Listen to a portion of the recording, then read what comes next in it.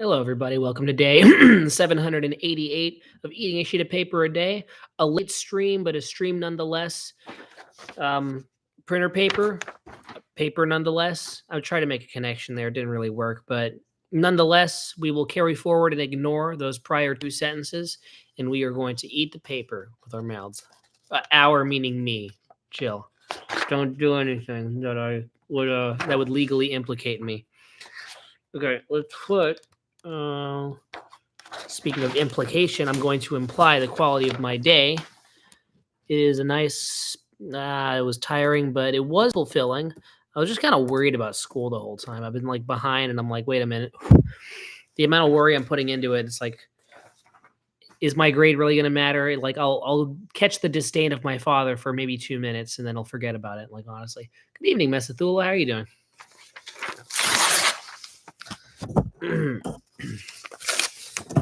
How are you doing, man? You never talk about your life. Give us a detailed dissertation of, what are the weekly tragedies in your life right now? Because I mean, fucking hell knows, you guys all know about mine. Here, we're gonna try and be careful because I don't want to refuck my hand, but this is like the worst vessel to use if I want to drink without breaking my hand. But there you go. Hand's still broken. Had to play a gig and work a shift today. I had to kind of split my day into two distinct parts. Part number one was going all the way up to Temecula to do a gig over there for someone's birthday party, which was awesome. Loved it. My fingers were about to fall off because it was freezing, and my hand was about to fall off with those fingers, also pretty loose due to my hand injury. So that plus the freeze, it really created a double layered cake of garbage for me. You're a Jew, weekly tragedy, spending any amount of money on anything. I know. Oh my God. Oh fuck. You're fulfilling your. I mean, I was gonna say you're fulfilling your own, or you're enabling your own stereotype. But I don't know, man. I think it's a mindset thing. Being Jewish is a mindset. I know people ask me about being Brian Case the non-virgin. I believe that being a virgin, regardless of how many people you've inseminated or have inseminated you, whether you've taken it from front or behind, doesn't matter. Being a virgin's a mindset, and being a non-virgin's also a mindset. And there's a Jew mindset, it's worrying too much about, money or whatever. I'm not a Jew expert, but I'm sure that's my approximation. I think I'm pretty close on the money right there. So is there a word for that? I mean, I could just put a hyphen in between two words and make it one phrase. Jew/mindset. Jew mindset. A giant set. That's the closest thing I got.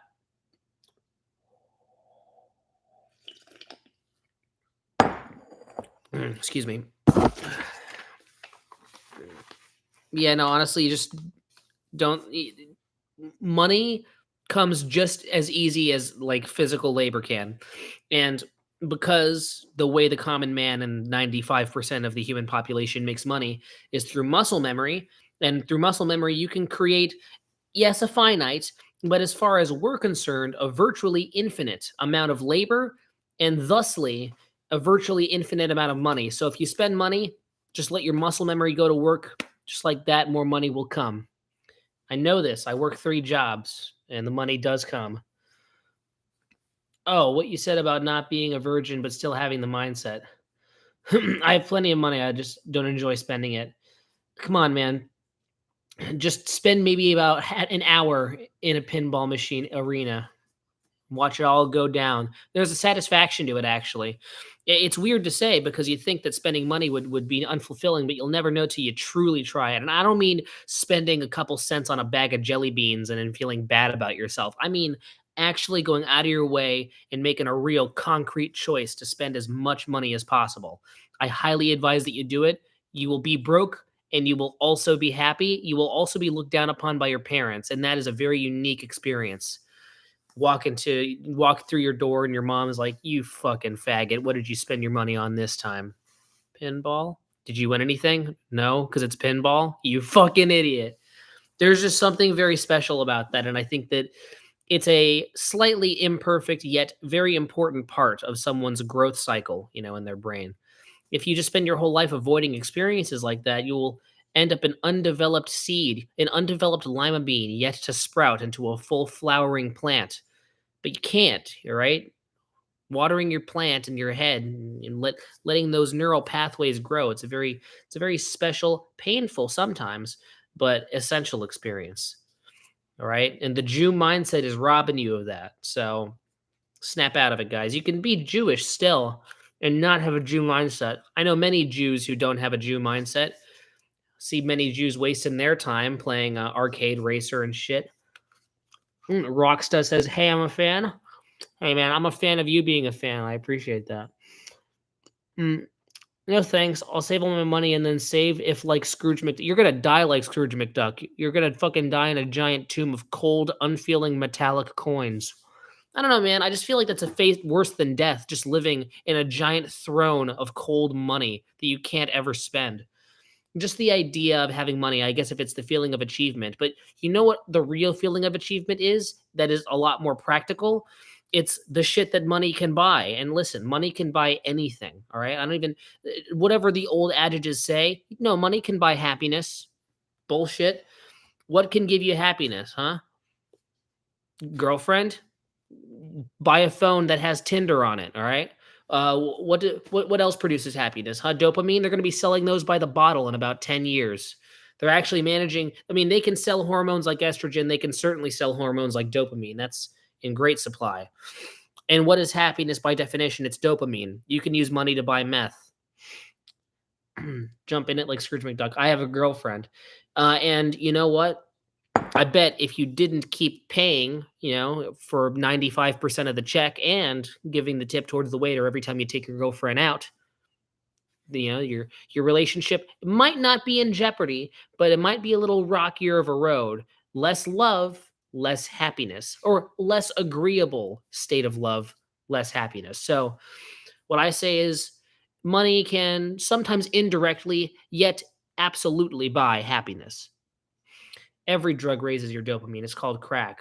No, it's called drugs. You're just talking about, name a rectangle, square. No, we're talking about every type of possible thing that can increase your dopamine levels. And by dopamine, I mean your happiness. But I got distracted. What was I even talking about? Yeah, no, I just agree with that mindset, man. It's like, okay, money is worth something if you save it. I understand that. If you never spend your money, it's like, okay, you can give it to your children so they can spend it irresponsibly on their own set of drugs they can use. Like, let's be honest. It doesn't matter how good of a person you are. It doesn't matter what nationality or what shade of religion you are. Your kids, like 50%, are going to foolishly spend their money. They're going to become a YouTuber and then, like,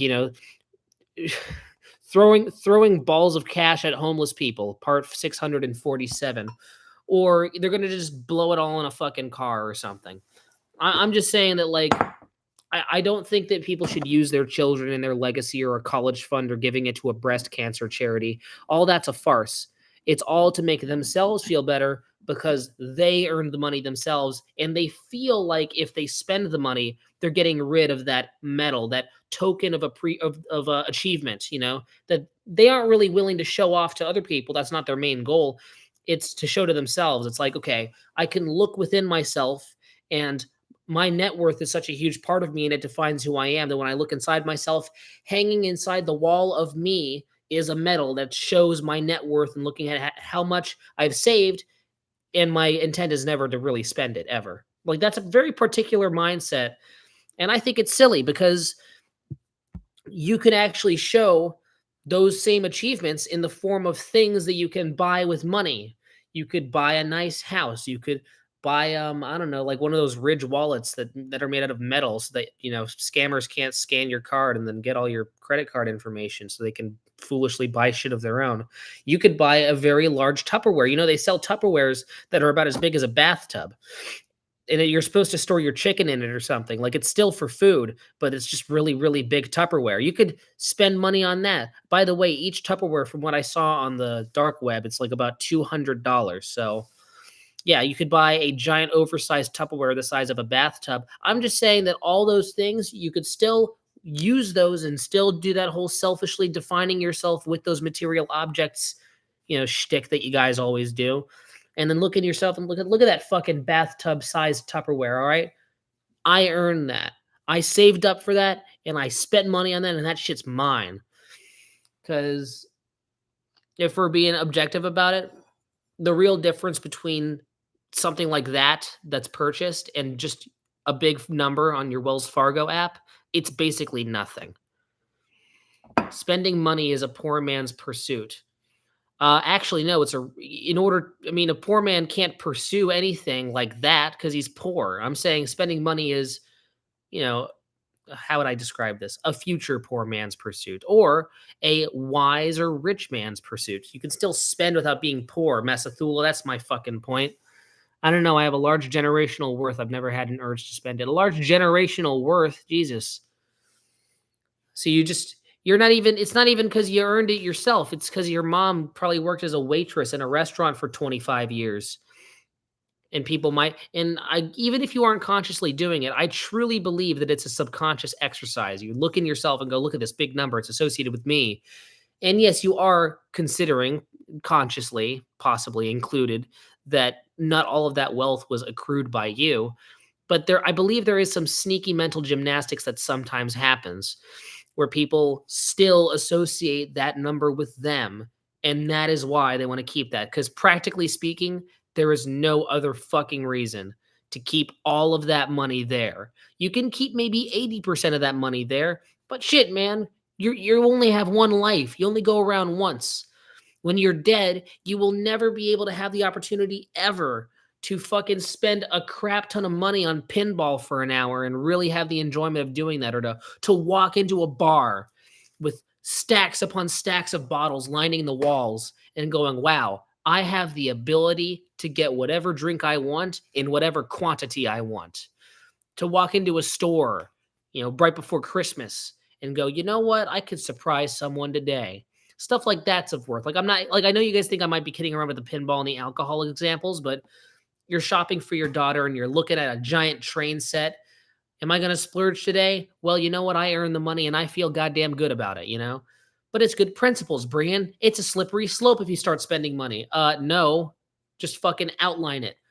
Make a flow chart and draw a certain line to not cross. But that line should not be at the top of the flow chart. That line should be in a nice, easy location. Like, I don't know, fucking more than 20%, right? All right, what is it? Every drug raises your dopamine. I don't know. I have spending money. You have the ability to do whatever you want already. There is no need for money to do that. I mean, technically, you could walk into a toy store and just steal the train set, and then you're fine as long as you can run away faster than the security guard can. So, everybody, listen to Methuselah over here. He's speaking truth. I mean, he's technically not wrong.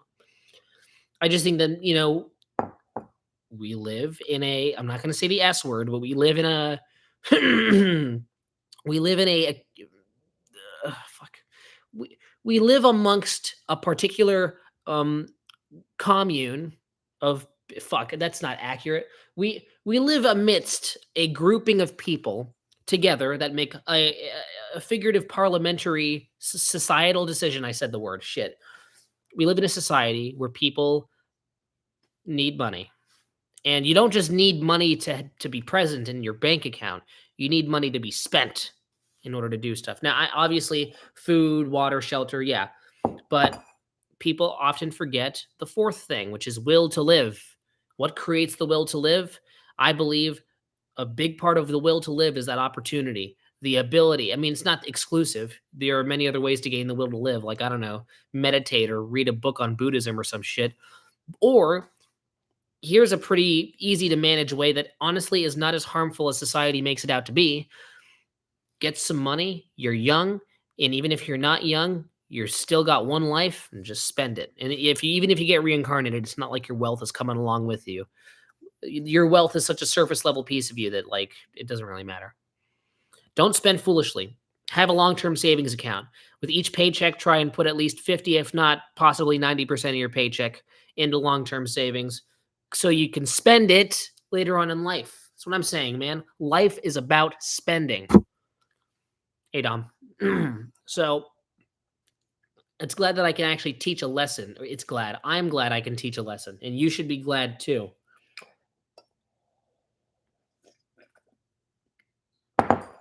By the way, Dom, that paper promo that you saw might be one of the worst images I've ever taken because my mom's gone right now. She's not dead. She's just off on a trip. Decided to leave us all behind. Just watched a Simpsons episode from season 3 about this exact thing, and my dad is really pulling a Homer Simpson right now because in that particular episode of The Simpsons, I forgot what it was called. Oh, fuck, I think it was called. Fuck, what was it called? Anyways, it's one where Marge gets overwhelmed and she has a no good, horrible, really bad day, and she has to go on vacation for about like 1 week. It's 7 days. And Homer basically almost sets the house on fire when she's gone, right? That's a trope. I mean, I think Calvin and Hobbes did that before that episode of The Simpsons did. But I don't know. I feel like just that episode of The Simpsons really captured that feeling of just realizing it's like, holy shit, this entire family, physically, practically, and even emotionally, was really weighing on one person because now nothing's getting done in this one. And we have 3 out of our 4 normal family members here, but they're not doing shit. To be fair, my dad has his shoulder socket fucked up. He actually has arthritis in his shoulder, and I have tendonitis in my hand. So to wash dishes and lift objects, doctor's orders, I can't do it. Well, it's not something my mom's gonna want to hear when she comes back, though. I don't think she's gonna come back and be like, "Oh yeah, you guys both happen to have arm injuries." She always gets suspicious for no reason when this stuff happens. But like, I not that she's gonna do that, but I just can just imagine a hypothetical scenario where she comes back and it's like, "Oh yeah, why is there like a Mount Everest of just dirty, shitty dishes with mold in it with flies buzzing around it, and then you can smell it from outside the door," which is almost true. It's like give it a couple more days, and that would be true. If mom decided to elongate her trip a little bit, I guarantee you we'd have our neighbors complaining about the smell. It would seem like we're hiding a body underneath the sink, but no, she's fine, honestly. I think she'll deal with it. It's just gonna be awkward when she comes back and she's gonna be like, "Oh yeah, we both have fucked up arms at the same time." But we both visited the doctor. It's proven. But she's one of those people who just she has a shit ton of work to do, and you know, whoever is viewing this video right now should feel sorry for her, okay? Don't feel sorry for me because I have a hand injury. I'd rather be injured than doing the dishes. I hate fucking doing the dishes. It's like probably the worst job. I would prefer to pick up shit with a large stick, possibly with bare hands, but honestly with gloves. Like with bare hands, it's kind of tough competition. But like I'm telling you, there's some sort of cursed aura about dirty food on a dish that I find just as gross as fecal matter. Like fecal matter, there is no ambiguity about it. It's inedible. Everyone knows that. It's dirty. Your body immediately knows to reject it. However, with dirty food on a dish, it's food, right? It's food. Your body and your brain and your eyes and even your nose smelling how weird it is, it smells and looks like food, but it's old and it's probably expired and it's been soaked with water and it's moist and it's been gathering bacteria possibly for hours if you're unlucky for fucking days. So your brain doesn't really see it as inedible, but it's like that. What was that game that people played about 10 years ago? Bread. It's like you're a piece of bread and you're moving around, and your edibility is at one. It's like a stamina bar, right? It's at 100%. And as the bread keeps flopping around, the edibility decreases, and it's actually anxiety inducing because you're like, yeah, wait a minute. It's crazy how the line is so blurred in between an edible thing that I put in my mouth 3 times a day and something that's basically as harmful to put in your body as a piece of fecal matter that could be ejected out of my dog's ass. So that's what's truly scary to me. It's that I see that it's food, but my brain registers 2 things: that it's food and that it's going bad. There's probably some pieces of food that's down deep in the sink, the fucking bottom corner of the sink where all that food and shit coagulates, that is probably somewhat kind of edible, but it's really gross. It would probably taste terrible, but you wouldn't die or you wouldn't get sick. You might not even have a gag reflex depending on, but just imagining, excuse me, I'm sorry. Just imagining even having to look at or think about eating it. Like I'm just trying, I know it's painful and like, Brian, why are you doing this? I'm just trying to describe this lifelong anxiety of mine. It's this uncanny valley of edibility. Anyways, okay. I described it. I'm never going to think about that again, but Yeah, that's my thought process as to why I find old food in a dishwasher or not dishwasher, old food on dirty dishes in a sink more gross and more confusing and more troubling and more anxiety inducing than fecal matter. So I think the game was called Toast, not. Oh yeah, well no, no, no, because the goal of the game was to get the bread into the toaster. Well, I mean, yeah, you could still name it after that. But I mean, you're spending most of the game being a piece of bread. You know, every single piece of toast is bread, but not every single piece of bread is toasted. So I feel like bread is a more broad, accurate, and generally more appropriate. It's a more titular um kind of word that you could that would describe the game more. But whatever, yeah, it's called Toast. I'm sure that'll draw in more six-year-olds, be like, "Toast? That sounds fucking epic. I wonder what's in it. Probably a piece of toast." Arthritis scares me. I do not wanna feel that pain in my life. I hope I stay limber and pain-free the rest of my life with stretching and Archie, the guy who fucked up and dislocated his shoulder and he needed to get surgery? I mean, I feel like your shoulder never heals from that. I mean, to be fair, you got surgery. I just kinda our family can't afford this shit, so we kinda just toughed out my whole leg thing, right? Y'all have seen my dislocated knee picture. I've shown it many, many times on the stream.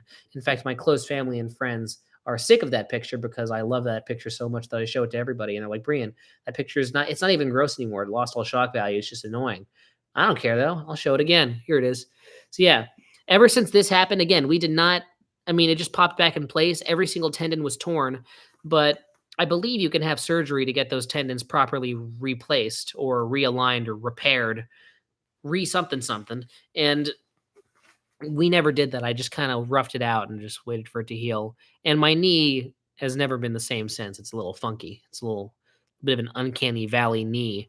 Same thing for this hand. It was just this phase in my life where I was just on crutches for a little bit, and I had my 25-pound suitcase strapped to my 30-pound backpack, and I was going up these hills at Mesa College for about, and I was probably going from class to class because the two main classes I would take would be on opposite sides of the campus. So yeah, it fucked my hand really bad, and the tendons healed, but I'd just be doing a random activity, or I'd sleep on it funny, or of course I'd be wanking off, and I would feel a pop, and I go, "Huh, that's not the normal pop that happens when I'm wanking off. Wait a minute, that wasn't my penis, that was my hand." And immediate pain would happen. Also, every single time, and this has only happened twice. Um, One of them was with the crutches, and the second one was when I was carrying a snare drum, which is like maybe 5 pounds. And yeah, I felt this pop and the vibration went through my whole arm. I can't believe it. My mom does not allow us to put dishes in the sink. Where do you put them there? And where do the dishes go? The trash can? Like, I'm guessing she means like straight into the dishwasher, but there has to be. What is the like the sink in the kitchen? It's for storing dishes. That's how I always thought of it. I don't know. Whatever, man. Arthritis is in the nerve ending. Oh, well, apparently I didn't take biology class and I know nothing. So okay, whatever. Fuck it. But yeah, arthritis sounds terrible. So yeah, my dad has some nerve ending problems, which yeah, actually that is worse than a joint because you can surgically fix your joints. They can do that now, even though you'll have to sell your house to do it, but it's a doable thing. Surgically fixing your nerve endings, maybe in the next 30 years, realistically in the next 200 years, but definitely not now. Yeah, you can't fix it because that's your nervous system. And I mean, if there was a way to fix your nervous system and cure arthritis, then you could probably cure ALS and my grandma would still be alive. Um, my grandma is not alive. She died, which is proof in the pudding. I don't think they have developed a way to fix the nerve ending shit. So, joint replacements. Yeah. Well, yes, you're confirming what I just said. Yes, I agree. Mm. Don't get arthritis then, Mesotula. How do you avoid arthritis actually here? I'm sure you'll give me a bunch of medical facts, Mesotula. You're brushed up on this type of shit, but let me just Google it myself just so I can have a third party. How do I not get arthritis? Exercising and eating healthy? Get the fuck out of here. An apple a day with that. Oh my God. Stretching and exercising daily. That's all you need to do. I mean, shit, man. I'm carrying heavy objects all the time. And I get up, walk the dogs. I have to carry my own weight, and I'm 140 pounds, so, I'd say that's enough exercise as is.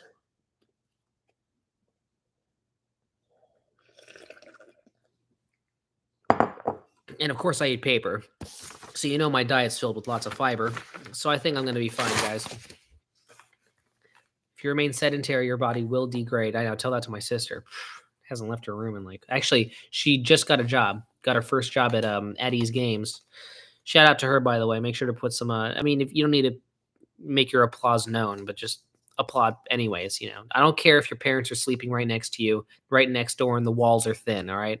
I want you to give a big round of applause, especially because I can't properly, because it's not as loud or effective because I got this shit on. And plus, if I clap, it'll hurt. If you move your body along. Okay, so you're saying just debate, if I just get up and walk. There are people who are just sat down in front of their gaming computer watching Ninja live streams all day. So I possibly, if I'm maybe I don't need to be lifting 200-pound weights, but if I just go up and walk, and that's the thing, I do a lot of that. My job involves walking. I have to walk the dogs twice a day. I just sometimes just get up and walk around anyways. When I think, I pace around. And again, I'm fat as fuck. I weigh 140 pounds, so just know. That's enough weight for me to carry for the day. This is the last piece. 3, 2, 1.